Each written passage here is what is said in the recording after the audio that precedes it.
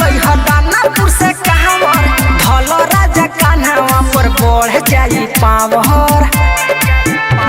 मुजफ्फरपुर से कपड़ा लिहो गेरुआ चित्ती कहावर पेन्ह राजा देहिया पर खुली बड़ सावर।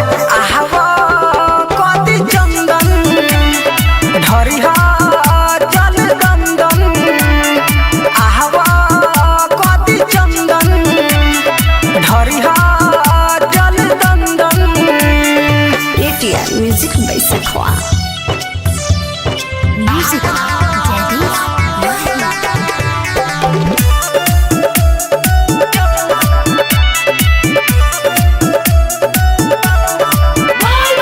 सुल्तानगंज के गंगा नदी में ए राजा डुबकी लगा ली हा, भूल चूक सब माफ हो जाई ए राजा पुण्य कमा ली हा।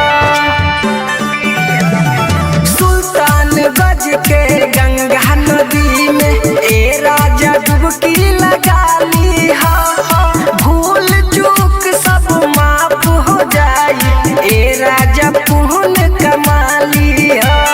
सुइया पहाड़ बड़ा सुई लेखा तोहरे हिम्मत न हरी हतु फोरा चाहे पड़े।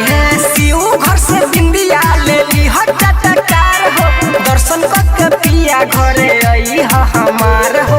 आहवा कदी चंदन ढरिहा जल दंदन आहवा कदी चंदन ढरिहा जल दंदन। mixed by Kolu Aishwarya। Music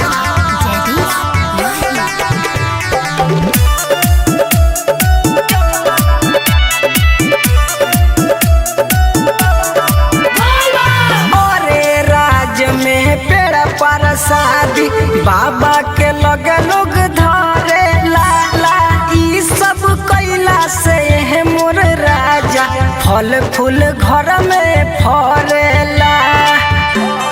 हाँ हाँ अरे राज में पेड़ पर शादी बाबा के लगे लोग धरे ला ला ई सब कैला से है मोर राजा फल फूल घर में फरेला।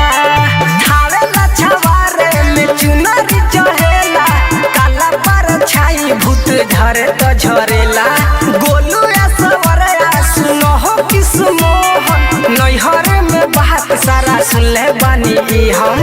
आहवा कदी चंदन ढरिहा जल दंदन आहवा कदी चंदन ढरिहा जल दंदन।